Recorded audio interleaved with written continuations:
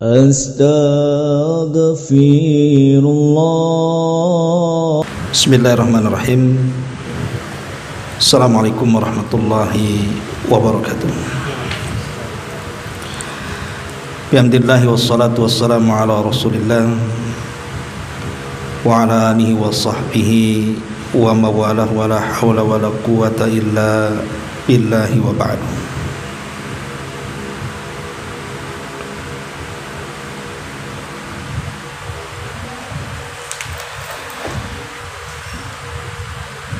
Alhamdulillah, di siang hari ini kembali kita bisa duduk untuk bertalabul ilmi di Yayasan Rufaidah, dan kita masuk pada halaman ke-194 dari kitab Bahjah Qulubil Abrar,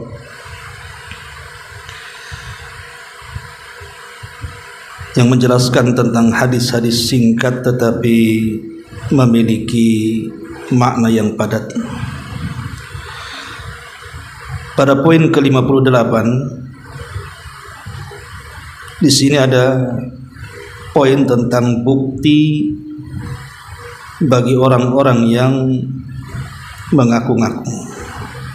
Baik, kita akan baca hadisnya.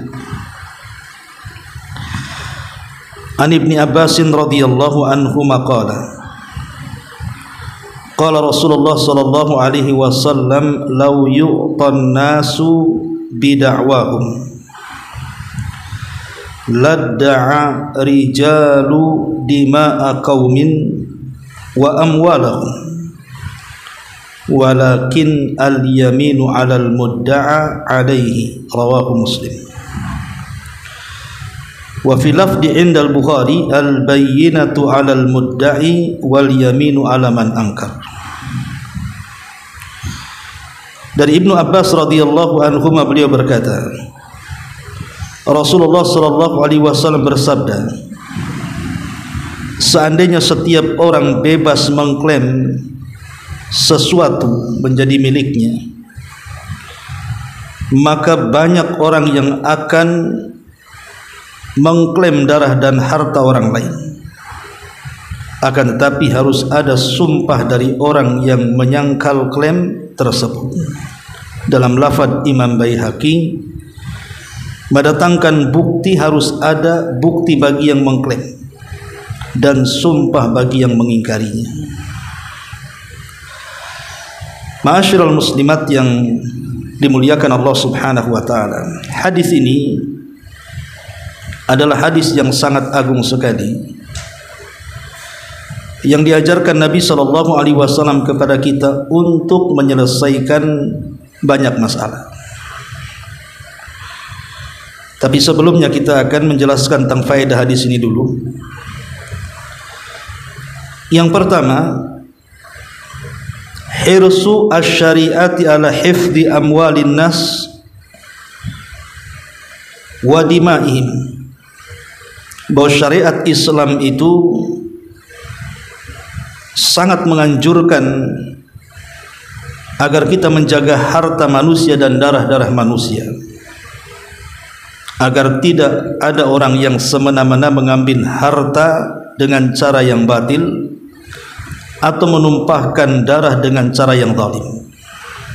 Jadi Islam itu sangat menjunjung tinggi keamanan.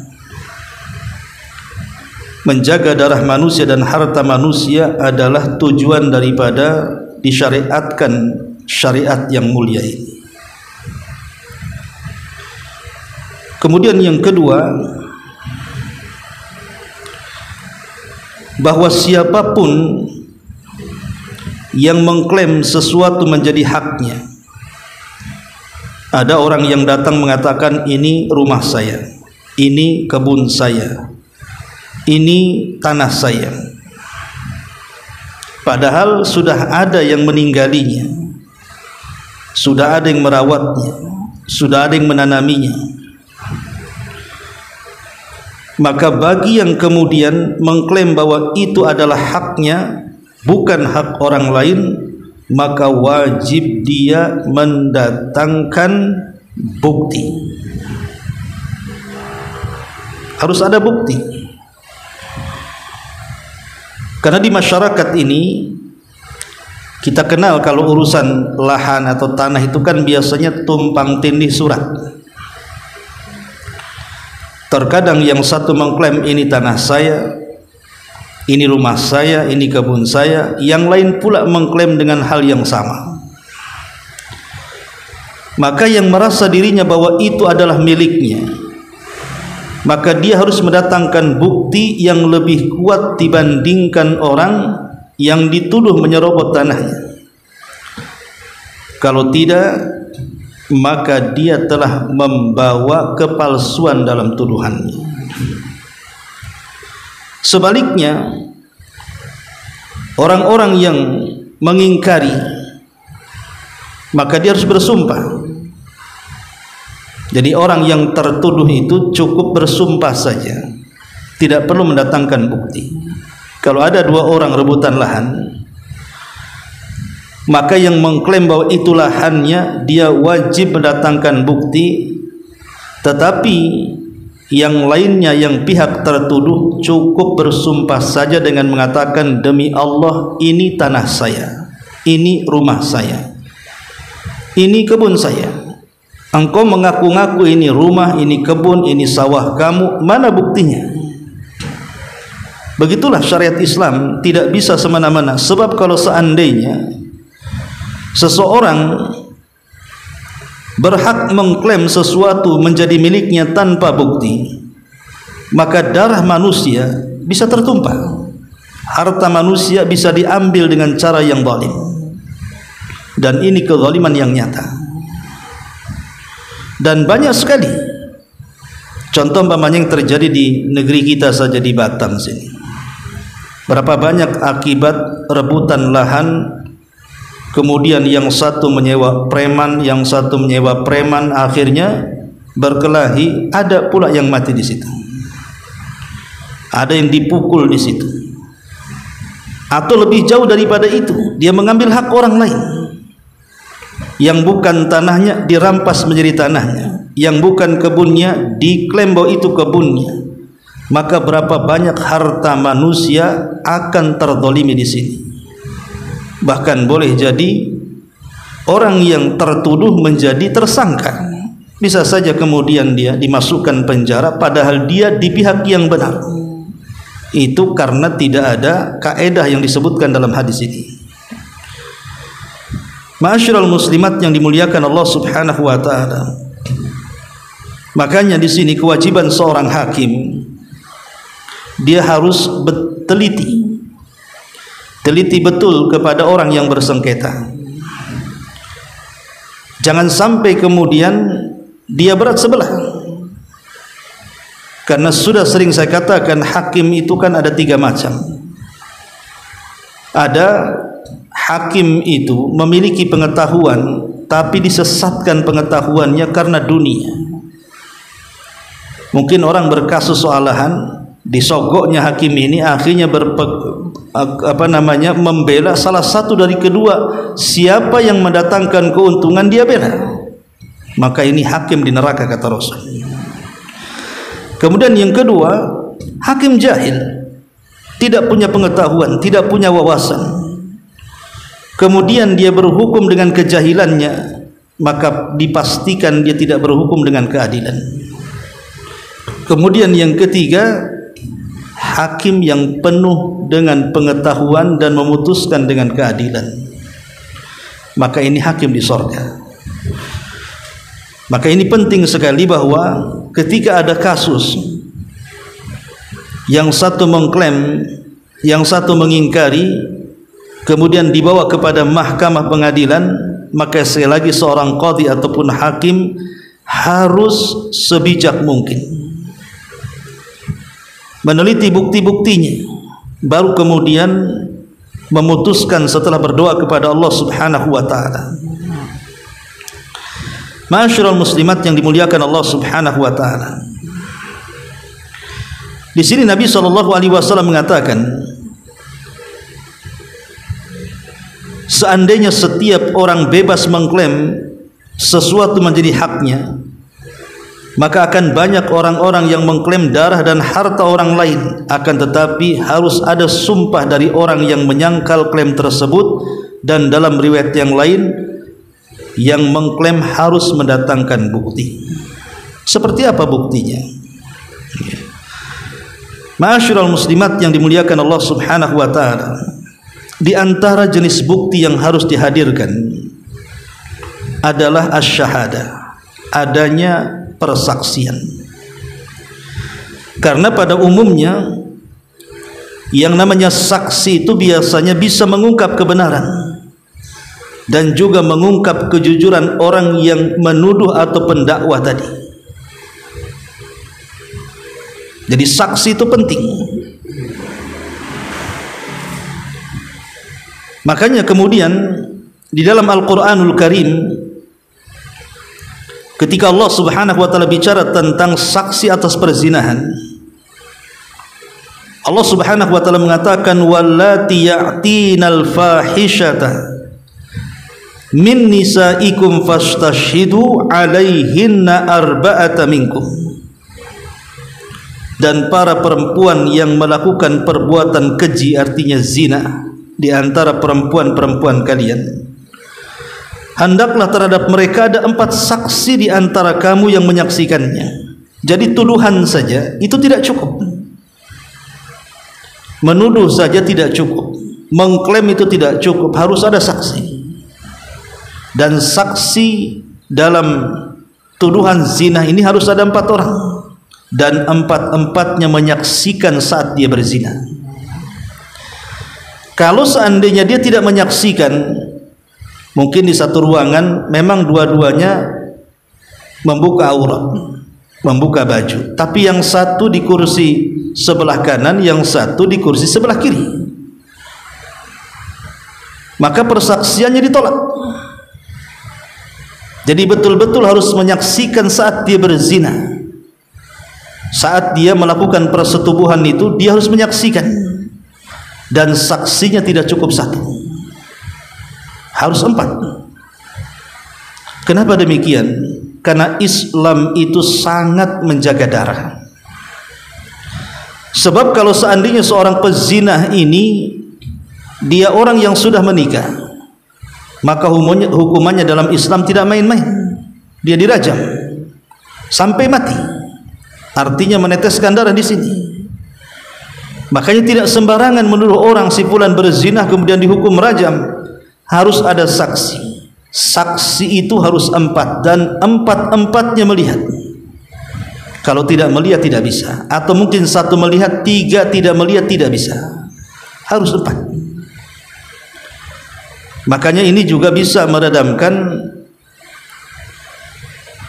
konflik dalam rumah tangga. Tidak boleh suami asal menuduh istrinya berzina atau selingkuh, dan tidak boleh juga sebaliknya, karena harus mendatangkan 4 saksi. Kalau hanya sekedar WA, umpamanya ada chatting di WA, rayuan-rayuan gombal dan begitu seterusnya, maka itu tidak bisa dijadikan bukti bahwa si anu telah berzina. Inilah syariat Islam demi menjaga darah manusia supaya orang tidak mudah dihukum. Maka harus mendatangkan bukti-bukti. Lah salah satu bukti itu adalah adanya saksi. Sebab kalau dia tidak mendatangkan bukti, justru yang menuduh harus dicambuk 80 kali dalam Islam. Ma'asyiral muslimat yang dimuliakan Allah Subhanahu wa taala. Begitu juga contoh yang lain dalam penerapan yang berkaitan dengan harta. Contoh umpamanya jual beli, pinjam meminjam, sewa menyewa, dan yang semacamnya. Maka dalam masalah ini harus ada kesaksian 2 orang laki-laki atau 1 laki-laki 2 perempuan. Bisa 2 orang laki-laki, atau kalau tidak ada 2 orang laki-laki, laki-laki 1 tidak apa-apa, tapi perempuan 2. Dan itu disebutkan di dalam Al-Quran surah Al-Baqarah ayat 282, wastashhidu syahidaini mir rijalikum fa illam yakuna rajulaini farajulu wa imra'atan mimman tardawna minasy-syuhada. Dan persaksikanlah dengan 2 orang saksi laki-laki di antara kalian. Jika tidak ada saksi 2 orang laki-laki, maka boleh seseorang laki-laki dan 2 perempuan di antara orang-orang yang kamu sukai dari para saksi yang ada. Jadi dalam hal sewa menyewa saja ataupun jual beli itu harus ada saksi. Umpamanya nih, seseorang transaksi jual beli, hendak membeli rumah. Kemudian setelah pada waktunya orang yang akan membeli mengingkari bahwa saya tidak membeli rumah kamu dan tidak akan, atau mudahnya beginilah, ibu hendak menjual rumah kepada saya dengan harga 100 juta, deal, oke. Penyerahannya minggu depan, uang saya serahkan, ibu siapkan sertifikat rumah dan penggantian nama ke notaris. Setelah 1 minggu, tiba-tiba ibu jual rumah ke orang lain dengan alasan bahwa penawaran yang kedua lebih tinggi umpamanya. Kan itu sering terjadi di masyarakat.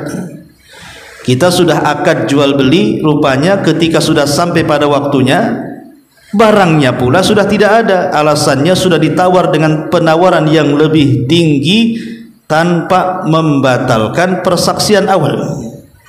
Dan ini sering terjadi ya. Maka kalau terjadi seperti ini, maka saya berhak untuk membatalkan penjualan rumah ibu ke pihak kedua walaupun lebih tinggi, karena saya lebih awal untuk membelinya. Kenapa dijual kepada orang? Dengan cara apa? Saya harus mendatangkan 2 saksi. Pertama, 2 laki-laki, atau kalau tidak ada 1 laki-laki 2 perempuan. Kalau seandainya bisa bersaksi karena dia juga menyaksikan saat akad, maka jual beli ke pihak kedua bisa dibatalkan. Lah inilah pentingnya untuk meredam konflik, karena bisa saja terjadi permusuhan akhirnya. Nah, ini contoh bukti-bukti adalah harus didatangkan saksi. Ma'asyiral muslimat yang dimuliakan Allah Subhanahu wa taala. Dan bukti-bukti lain yang lainnya banyak. Pamannya kalau dalam rumah ada sertifikatnya, tanah ada sertifikatnya, kebun ada sertifikatnya, sawah ada sertifikatnya, dan begitu seterusnya. Itu juga salah satu daripada bukti bahwa ini adalah milik saya. Karena begini, dahulu di zaman para sahabat ada seseorang yang bernama Sa'id ibnu Zaid. Sa'id ibn Zaid ini satu di antara 10 sahabat yang dijanjikan masuk surga, dan dia juga menikah dengan adik daripada Umar bin Khattab namanya Fatimah. Dijelaskan dalam Sahih Muslim, ada seorang wanita namanya Arwa bintu Uwais. Ada seorang wanita tua namanya Arwa bintu Uwais. Tiba-tiba dia mengklaim bahwa Sa'id ibn Zaid sudah mengambil tanahnya. Maka Sa'id ibn Zaid ketika itu menolak dan mengatakan, saya tidak mengambil tanah ibu itu, katanya. Ini tanah-tanah saya. Saya sudah lama menempati tanah ini. Bahkan saya sudah memakmurkan tanah ini. Tiba-tiba wanita itu datang kepada saya dan menuduh dia bahwa saya mengambil tanah dia. Kata Said, ini tanah saya bukan tanah dia. Kenapa saya dituduh mengambil tanahnya? Akhirnya berselisihlah Arwa bintu Uwais ini dengan sahabat Sa'id ibn Zaid radhiyallahu anhu, sampailah kepada Khalifah Marwan ibnu Hakam. Jadi Marwan ibn Hakam selaku hakim kemudian memanggil keduanya, memanggil Arwa bintu Uwais dan memanggil Sa'id ibn Zaid tentang siapa kepemilikan tanah ini. karena pihak tertuduhnya adalah Sa'id. Dia dituduh oleh Arwa bintu Uwais mengambil tanahnya, padahal kata Sa'id, ini tanah saya. Akhirnya kemudian Khalifah Marwan pun mengatakan kepada Sa'id, wahai Sa'id, adakah bukti ini adalah tanah? Ada bukti ini tanah. Kata Sa'id, memang saya tidak ada bukti, tapi ini tanah milik warisan orang tua saya. Kenapa tiba-tiba perempuan itu datang dan mengklaim tanahnya dan saya dituduh mengambil tanahnya? Tapi kata Hakam ibn Marwan, bukankah Nabi mengatakan bahwa orang yang mengaku tanahnya harus punya bukti? Kemudian Khalifah Marwan ibn Hakam mengatakan kepada Arwa bintu Uwais ini, maukah kau bersumpah bahwa itu tanah? Maka Arwa bintu Uwais mengatakan, saya siap bersumpah bahwa itu tanah saya. Maka akhirnya kemudian Sa'id pun mengatakan di hadapan Khalifah Marwan ibn Hakam, dia mengatakan, wahai Khalifah, tidakkah kau mendengar Nabi SAW bersabda, man akhadha sibran minal ardi zulman tawwaqahu Allahu ila sab'i aradin. Siapapun yang mengambil sejengkal saja dari tanah secara zalim, maka dia akan digantungkan 7 lapis bumi di lehernya pada hari kiamat. Maka Khalifah Marwan mengatakan, kalau begitu aku tidak akan bertanya lagi kepadamu soal bukti. Maka Sa'id bin Zaid akhirnya merelakan tanah itu kepada wanita tadi, tapi dia mengatakan seperti ini. Apa kata Sa'id bin Zaid ini? Dia berdoa kepada Allah, Allahumma in kanat kadhibatan fa umma basarah waqtulha fi ardiha.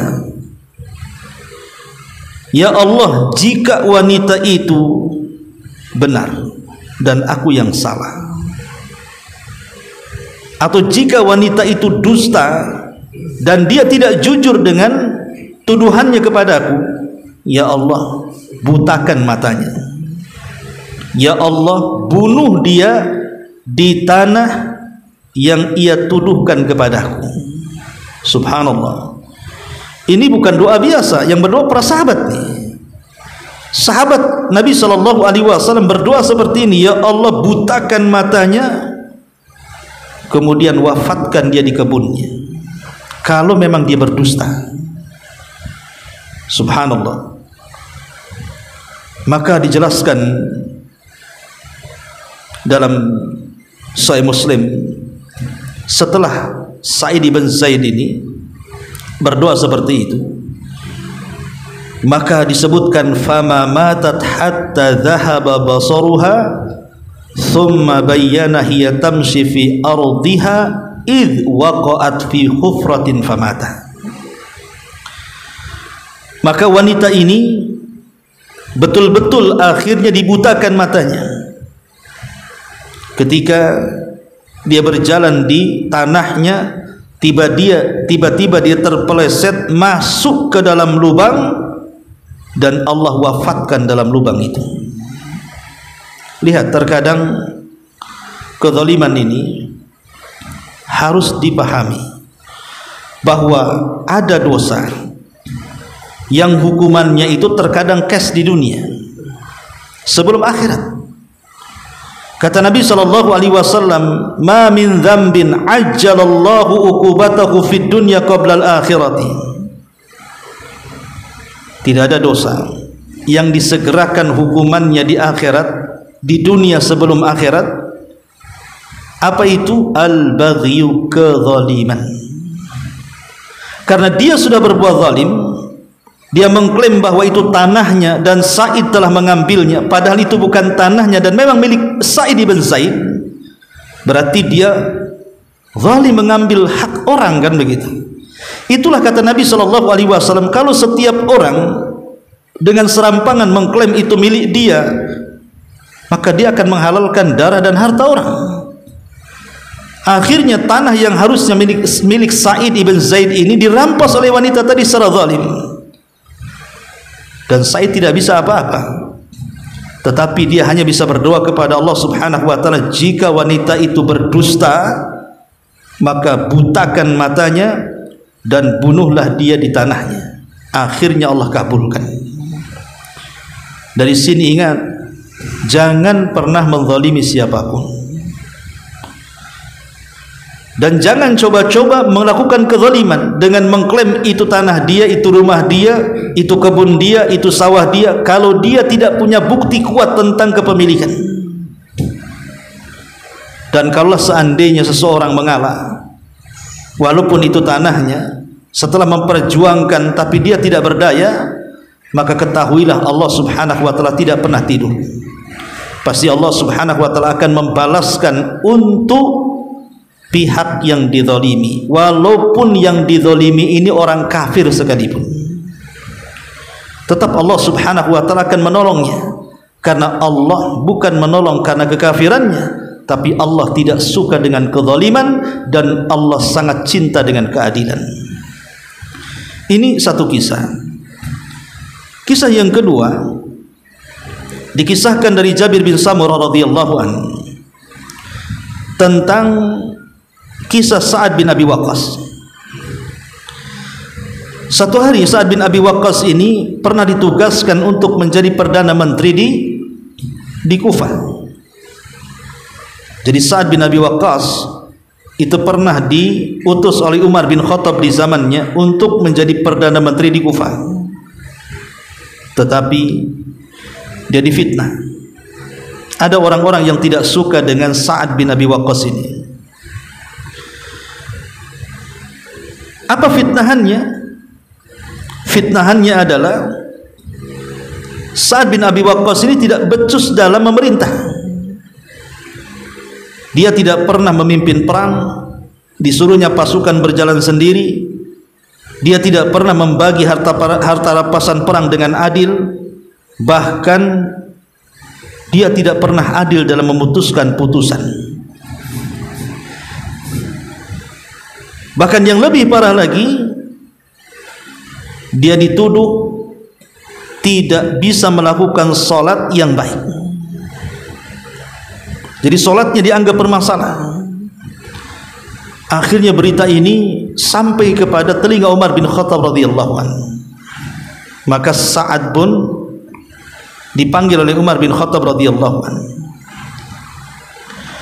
Maka Umar radhiyallahu anhu bertanya kepada Sa'ad ini, kemudian mengatakan, ya Aba Ishaq, inna haula yaz'umuna annaka la tuhsin tusalli. Wahai Aba Ishaq, sesungguhnya mereka orang-orang Kufah menuduhmu kau tidak becus salatmu, tidak benar salatmu. Kemudian dia mengatakan kepada Umar bin Khattab, ya Amirul Mukminin, demi Allah, aku pernah salat dengan mereka, dengan salat yang pernah dilakukan Nabi SAW, dan aku tidak pernah menambah apa yang diajarkan Nabi SAW kepadaku. Kemudian Umar mengatakan, dzaka dhannu bika ya Aba Ishaq, itu kan prasangkamu. Baik, kita akan buktikan, mari kita cek ke Kufah. Akhirnya kemudian Umar radhiyallahu an pun berangkat ke Kufah. Rupanya tuduhan itu tidak benar, hanya berita hoax saja. Penduduk Kufah sangat mencintai Sa'ad. Rupanya hanya tuduhan dari segelintir orang yang hendak mencelakakan sahabat Sa'ad ini radhiyallahu anhu. Sampai akhirnya Umar mengatakan, siapa sebenarnya yang menuduhmu wahai Sa'ad? Akhirnya Sa'ad mengatakan, baik, akan kukumpulkan masyarakat Kufah, kira-kira siapa yang menuduh. Maka berdirilah seseorang namanya Usamah ibn Qatadah. Usamah ibn Qatadah ini dikenal dengan Abu Sa'dah. Kemudian dia mengatakan, wahai Amirul Mukminin, Sa'ad ini tidak pernah keluar berperang. Saat ini tidak pernah membagikan harta rampasan perang dengan keadilan. Saat ini tidak pernah memutuskan dengan keadilan. Maka Sa'ad ibn Abi Waqqas pun marah. Dan kita tahu bahwa Sa'ad ini adalah sahabat yang mustajab doa. Kalau berdoa itu mustajab dia. Apa kata Sa'ad bin Abi Waqqas? Kalau engkau mengatakan seperti itu, akan kudoakan kau dengan 3 doa. Kalau engkau berani menuduh aku bahwa aku tidak pernah berperang, aku tidak pernah ada dalam pembagian ghanimah, aku tidak pernah ada dalam putusan di Kufah ini, baik aku akan doakan kau dengan 3 doa. Kemudian saat mengatakan, Allahumma in kana abduka hadza kadhiba qama riya'an wa sum'atan. Ya Allah, jika hambamu yang menuduh ini dia berdusta kepadaku, dia hanya ingin dipandang dan dilihat, dipuji manusia saja, fa'atil umrah, panjangkan umurnya, wa'atil faqrahu, panjangkan kefakirannya, wa'arridhu bil fitani, sodorkan macam-macam fitnah kepadanya. Subhanallah, ya. Sa'ad bin Abi Waqqas berdoa dan dia mustajab doa. Dia mengatakan, ya Allah, kalau orang ini yang menuduhku sembarangan ini, memang dia berdusta hanya untuk mencari nama dan kehormatan di Kufah ini, baik, saya akan berdoa kepada Allah untuk meminta 3 perkara. Ya Allah, panjangkan umurnya, panjangkan kefakirannya, sodorkan kepada banyak fitnah kepadanya. Subhanallah, di akhir hayatnya orang ini banyak masalah yang terjadi kepada orang yang menuduh Sa'ad ini. Banyak fitnah yang mencoba dia, dan usianya dipanjangkan. Kemudian dia kefakirannya panjang, harus meminta-minta di jalan raya, dan banyak persoalan yang menimpa dia. Subhanallah, lihat. Itulah kalau orang kemudian menuduh dengan sembarangan tanpa ada bukti, maka lihat fatal akibatnya. Bisa saja dia telah mendolimi orang, dan yang didolimi berdoa kepada Allah subhanahu wa ta'ala untuk kehancurannya. Makanya penting memahami kaidah ini, bahwa seandainya setiap orang bebas mengklaim satu perkara menjadi haknya, maka banyak orang yang akan mengklaim darah dan harta orang lain, dan banyak orang yang akan terambil darah dan hartanya karenanya. Makanya pentingnya bukti bagi orang-orang yang mengklaim, dan sumpah bagi orang-orang yang mengingkarinya. Ma'asyiral muslimat yang dimuliakan Allah subhanahu wa ta'ala, kemudian yang harus dipahami dari hadis ini juga,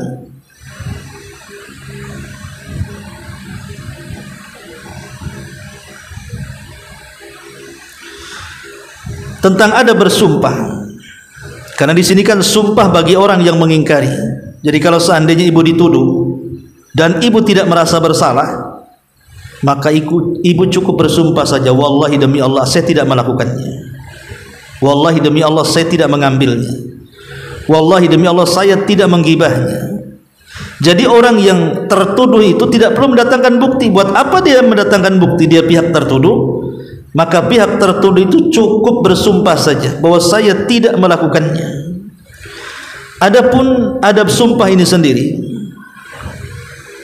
jika hendak meminta seseorang untuk bersumpah, maka disunnahkan bagi sang hakim atau yang semisalnya untuk menasihati terlebih dahulu sebelum dia bersumpah, memberikan peringatan tentang ancaman bagi orang yang bersumpah palsu. Ini sudah kewajiban seorang hakim. Dan orang yang merasa dituduh dan harus bersumpah, dia harus introspeksi. Kalau memang dia salah, jangan bersumpah bahwa dia tidak salah. Kalau dia melakukannya, jangan bersumpah tidak melakukannya. Makanya pentingnya seorang hakim menasihati. Jangan sampai berdusta atas nama sumpah palsu. Kenapa demikian? Nabi mengatakan, man halafa ala yamini sabrin liyaqtati abiha ma lam ri'im muslim laqiyallahu wa huwa alaihi ghadban. Barang siapa yang bersumpah dengan sumpah yang memiliki nilai hukum untuk merebut harta seorang muslim, dia akan bertemu dengan Allah dalam keadaan Allah murka kepadanya. Jadi sumpah saja tidak sembarang. Kalau kita memang merasa mengambil, jangan bersumpah. Akui saja bahwa ini bukan milik saya, ini bukan tanah saya. Memang betul saya lama di sini, tapi ini bukan tanah saya. Memang betul saya tinggal lama di rumah ini, tapi bukan milik saya. Betul saya mengelola kebun ini sudah puluhan tahun, tapi memang ini bukan punya saya. Akui saja. Jangan sampai kemudian bersumpah, demi Allah ini tanah saya, demi Allah ini rumah saya, demi Allah ini. Ingat, kalau sampai dia bersumpah untuk menguasai, apalagi kemudian dia memalsukan bukti-bukti, dia memalsukan, pamannya dia nembak surat-surat gitulah supaya terkesan memang itu miliknya. Kata Nabi SAW, laqiyallahu wa huwa alaihi ghadban, maka dia akan berjumpa dengan Allah Subhanahu wa taala dalam keadaan Allah murka kepadanya.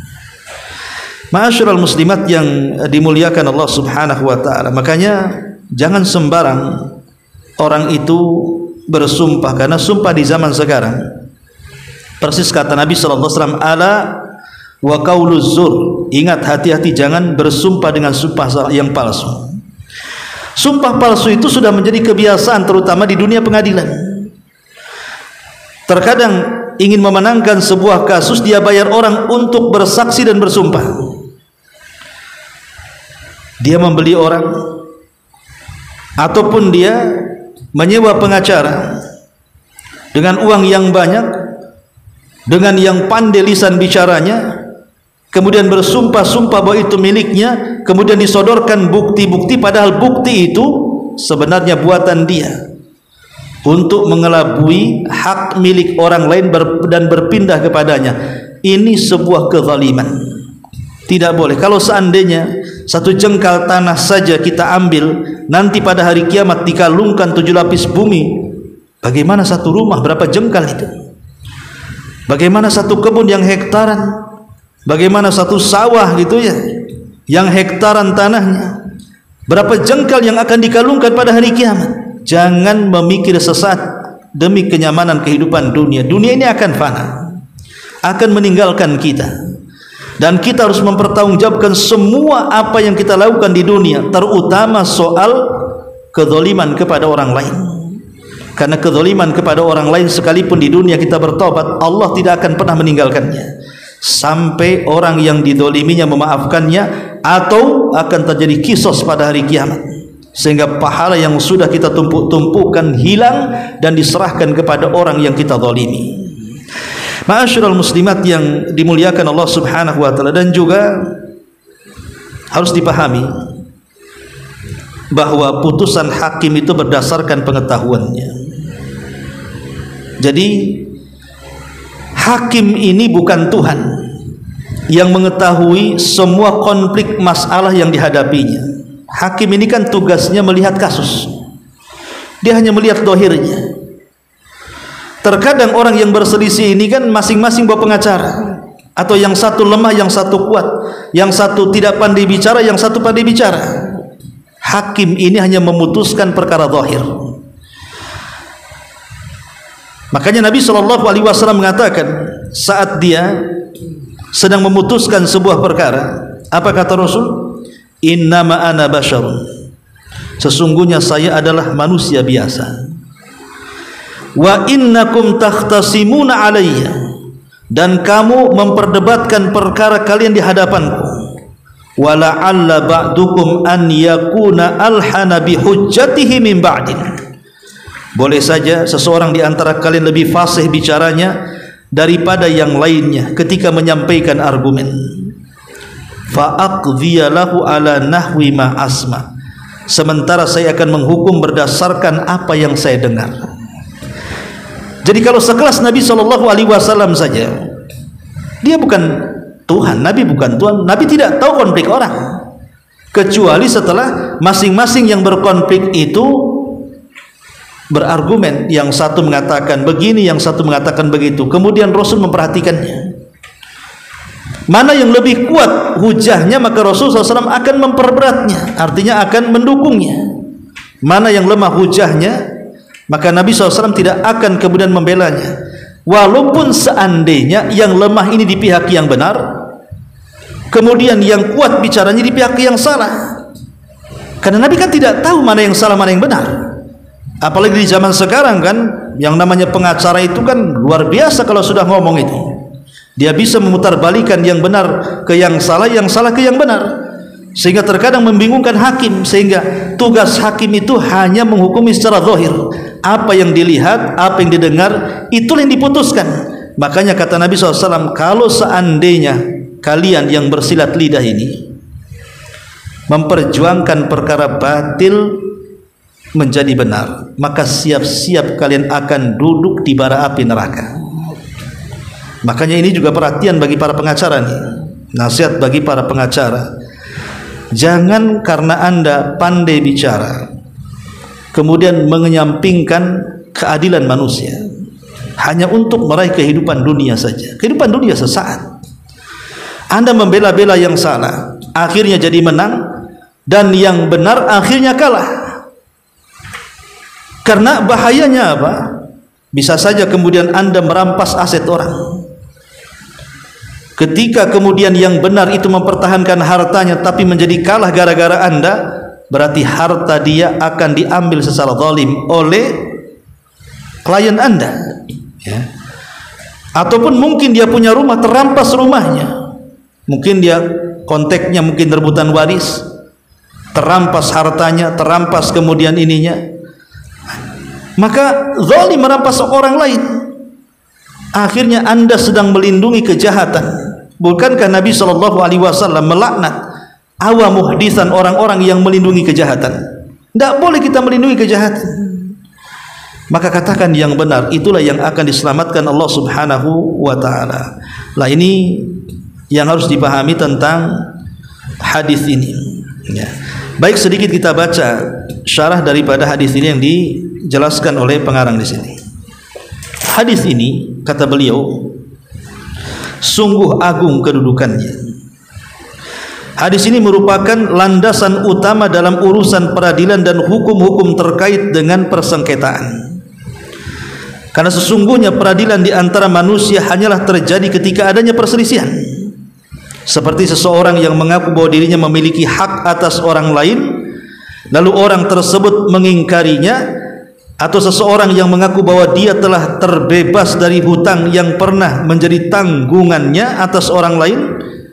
Maka Nabi SAW menjelaskan tentang satu prinsip untuk menyelesaikan perselisihan di antara mereka dengan hadis ini.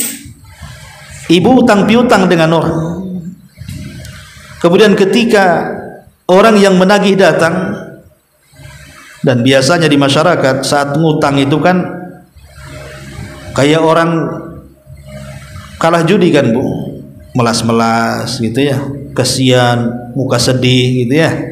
Itu waktu ngutang kan, Bu, ya. Tapi ketika disuruh bayar utang, dia jadi galak tuh biasanya, sehingga kita bingung tuh. Dia yang ngutang, dia pula yang galak. Harusnya yang galak itu kan yang punya uang. Contohnya umpamanya ibu menghutangi kepada seseorang, sudah pada waktunya dia bayar, tiba-tiba dia mengatakan, aku tidak punya utang dengan kamu, apa yang harus kubayar, katanya.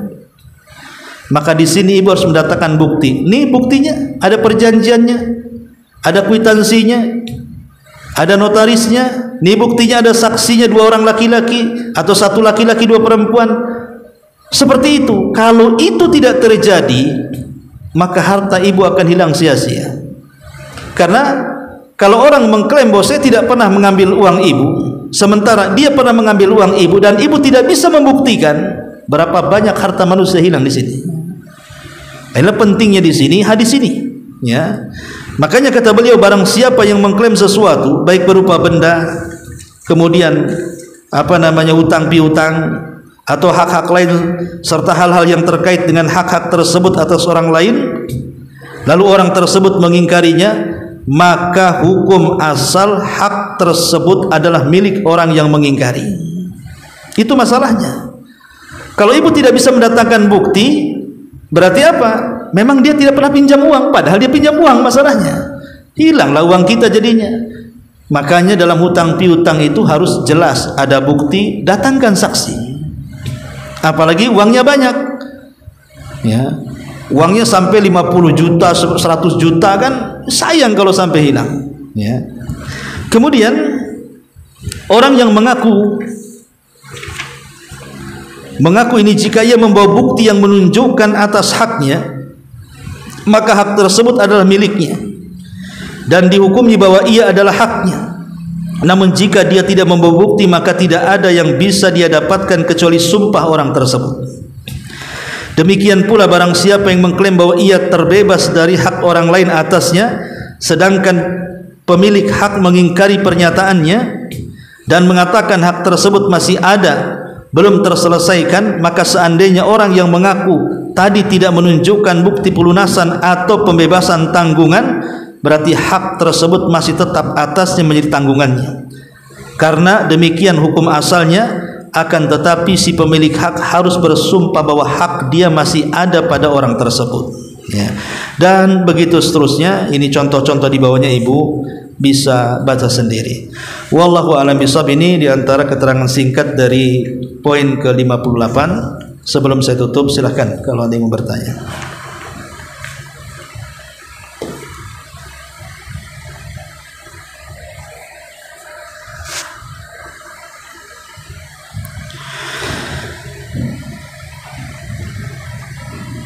Baik, kalau tidak ada, kita tutup dengan doa kafaratul majlis. Subhanallah bihamdika, asyhadu an la ilaha illa anta, astaghfiruka wa atubu ilaik. Allahu ta'ala alam. Assalamualaikum warahmatullahi wabarakatuh.